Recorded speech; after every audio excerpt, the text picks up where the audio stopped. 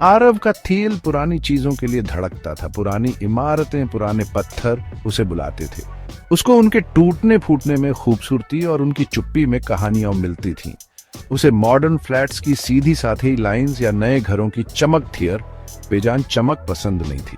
वो इतिहास के लिए तरसता था, उन हाथों के स्पर्श के लिए जो कब के मिट्टी बन चुके थे।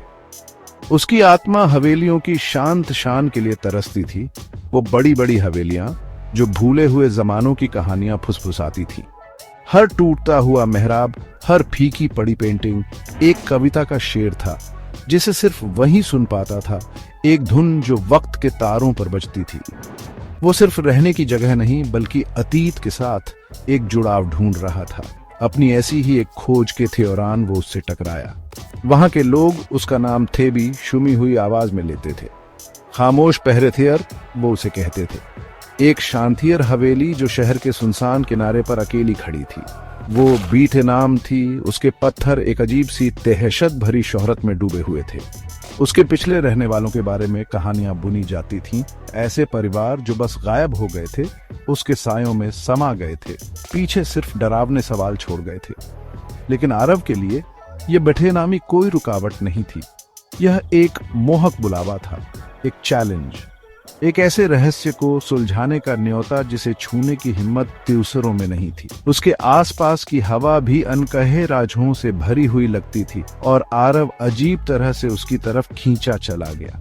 हवेली शान से खड़ी थी, भले ही वक्त और अनथेखी ने उसे पुराना कर थिया था।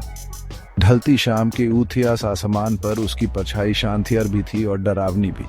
बारीक नक्काशी टूटी फूटी और घिसी हुई होने के बावजूद अब भी एक शांतियर अतीत की झलक थी। बड़ी बड़ी मेहराबथियर खिड़कियां खाली आंखों की तरह बेतरतीब बढ़े हुए बागानों को घूरती थीं। आरव को तुरंत एक अजीब सा अपनापन महसूस हुआ। उसने मकड़ी के जालों के पार, तेशकों की धूल के पार देखा। उसने कल्पना की कि उसके गलियारे फिर से जिंदिया हो गए हैं, भूतों से नहीं बल्कि अपनी पुरानी शान की गूंज से। एक ऐसी शान जिसे देखने के लिए शायद किसी छोटे अपने तरीके से संवारने के लिए वो बना था।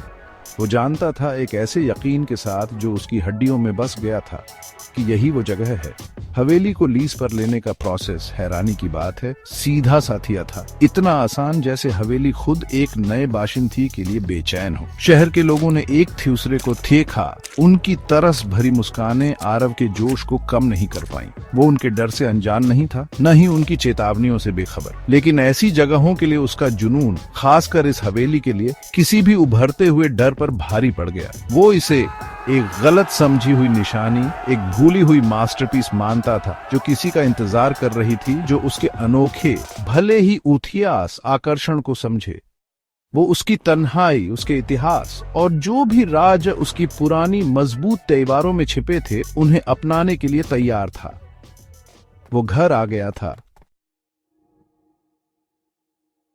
पहली रात जो आरव ने हवेली की गोद में बिताई वो बहुत ही शांत थी।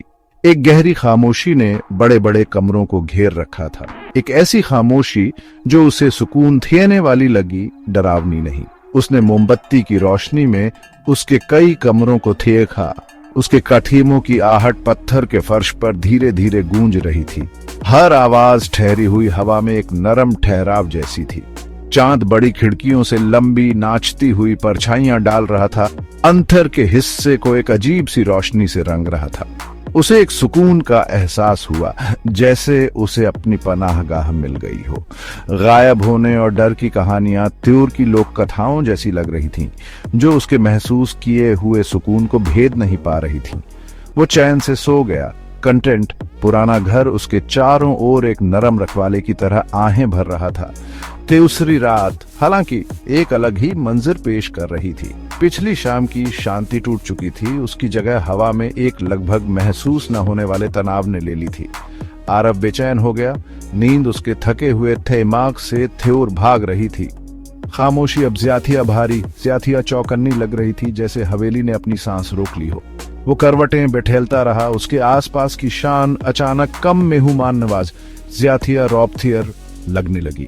तभी ठीक जब हॉल में पुरानी थियाथियाजी वाली घड़ी ने 3 बजाए, उसने वो सुना।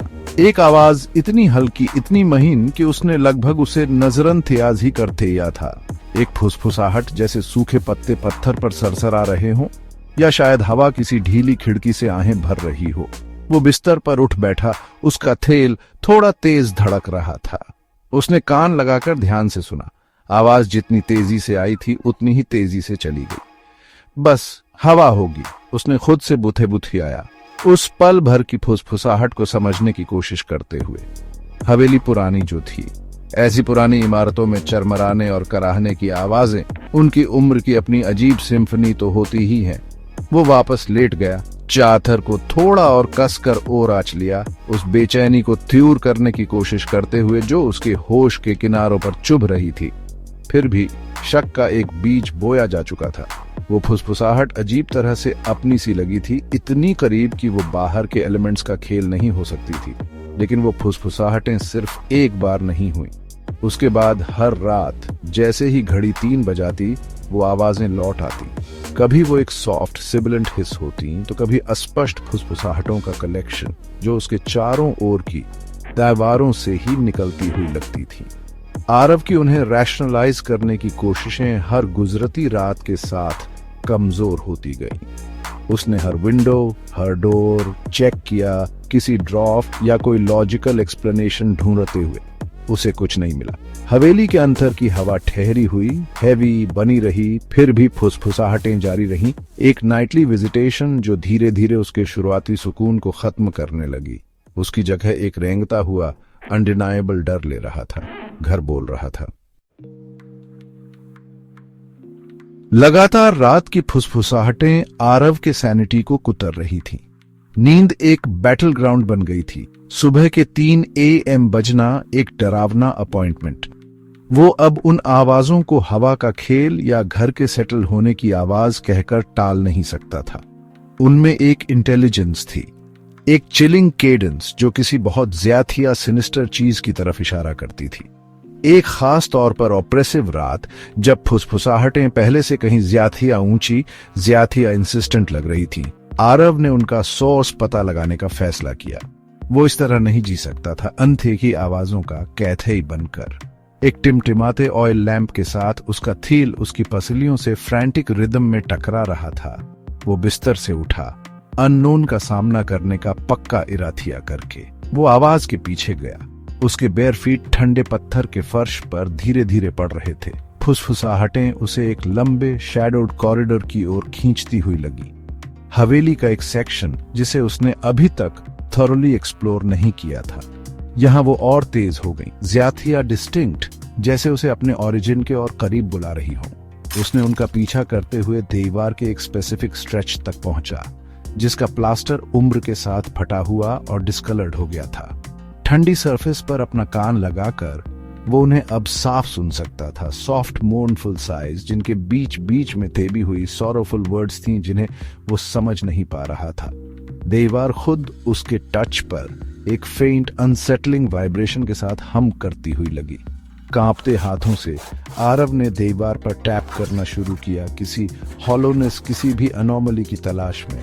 उसकी फिंगर्स एक ऐसे सेक्शन से गुजरी जहां प्लास्टर डिफरेंट महसूस हुआ, लगभग लूस। उसने पुश किया, पहले टेंटेटिवली फिर और फोर्स से। उसके होश उड़ गए। दीवार का एक पोर्शन चुपचाप अंदर की ओर धंस गया, जिससे सॉलिड स्टोन नहीं बल्कि एक हिडन डोरवे की डार्क आउटलाइन दिखाई दी। इसे बड़ी चालाकी से कंसील किया गया था, आसपास की स्ट्रक्चर में लगभग सीमलेसली ब्लेंड हो गया था। एक स्टेल मस्टी हवा का झोंका जिसमें डिके और किसी और चीज की, किसी मेटालिक और सिकनिंगली स्वीट महक थी, उस ओपनिंग से बाहर निकला। उसके लैंप को बुझा थिया और उसे टेरिफाइंग डार्कनेस में धकेल थिया। कांपते हाथों से अपना लैंप फिर से जलाकर आरव ने उस नैरो पैसेज में झांका। वो एक स्मॉल विंडोलेस चेंबर की ओर जाता था जिसके बारे में उसे कभी पता ही नहीं था। अंदर की हवा थिक सफोकेटिंग थी। इस सीक्रेट रूम की दीवारें बेयर नहीं थीं, वे फेडेड फ्रैंटिक स्क्रिबल से ढकी हुई थीं। टॉर्न लेदर बाउंड बुक्स फर्श पर बिखरी पड़ी थी, उनके पेजेस ब्रिटल और स्टेन्ड थे। और फिर उसने वो देखा फर्श की फ्लोरबोर्ड्स पर और एक दीवार पर ऊपर तक डार्क ऑमिनस पैचेस, सूखा खून। जब वो वहां खौफनाक फैसिनेशन में जमा हुआ खड़ा था, फुसफुसाहटें इंटेंसिफाई हो गईं। उसके चारों ओर स्वर्लिंग अब सिर्फ मर्मर्स नहीं बल्कि सॉरोफुल एंग्विश्ड वॉइसेस का एक कोरस। दीवारें खुद एक मेलेवलेंट एनर्जी से पल्स करती हुई लगीं। अचानक एक बहराकर थीने वाले स्लैम के साथ जो उस कन्फाइंड स्पेस में गन शॉट की तरह गूंजा, छिपा हुआ दरवाजा उसके पीछे जोर से बंद हो गया। आरव पलटा, उसका खून जैसे जम गया। वो दरवाजे पर झपटा, पुशिंग पुलिंग, उस अनयील्डिंग वुड को रैटलिंग, लेकिन वो मजबूती से सील था जैसे वो कभी दरवाजा था ही नहीं बल्कि एक बार फिर एंशिएंट स्टोन की सॉलिड वॉल बन गया हो। पैनिक, कोल्ड और शार्प उसके गले में अटक गई। वो फंस गया था, इस स्मॉल सीक्रेट चेंबर में फंस गया था। सूखे खून, फ्रैंटिक स्क्रिबल्स और तेजी से एजिटेटेड होती फुसफुसाहटों के साथ जो अब उसके दिमाग को नोचती हुई लग रही थी। उसके लेग्स शीशे जैसे भारी हो गए, अपनी जगह रूटेड। वो हिल नहीं सकता था, मुश्किल से सांस ले पा रहा था। कमरे का टेम्परेचर अचानक गिर गया। एक चिलिंग कोल्ड उसकी हड्डियों में समा गई। बाहर की रात की हवा से कहीं ज्यादा ठंडी। फुसफुसाहटें एस्केलेट हो गईं, सॉरोफुल मर्मर से डिस्टिंक्ट टॉर्मेंटेड क्राइज में, फिर हॉरिफाइंग ब्लड कर्डलिंग स्क्रीम्स में बठैल गईं जो हवा के फैब्रिक को फाड़ती हुई लग रही थी।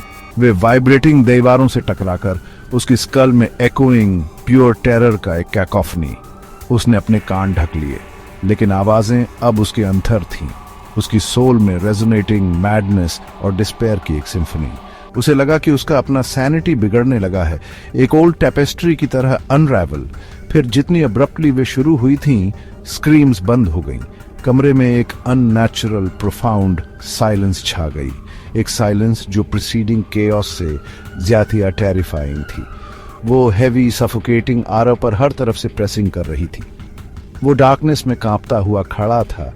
उसके नियरली डिप्लीटेड लैंप की फेंट flickering light monstrous dancing shadows बना रही थी।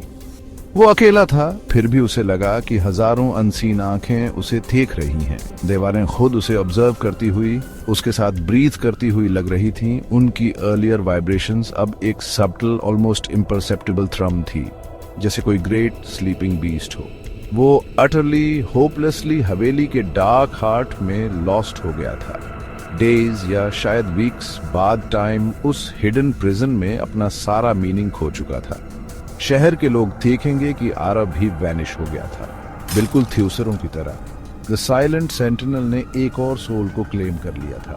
कभी कभी शांत रातों में जब हवा ठीक होती तो जो लोग उस डेसोलेट हवेली के पास से गुजरने की हिम्मत करते, वे कहते थे कि उन्हें पुरानी फुसफुसाहटों के बीच एक नई विस्पर सुनाई थी है, एक फेंट सॉरोफुल वॉइस जिसमें कंफ्यूजन और अनएंडिंग फियर मिला होता था।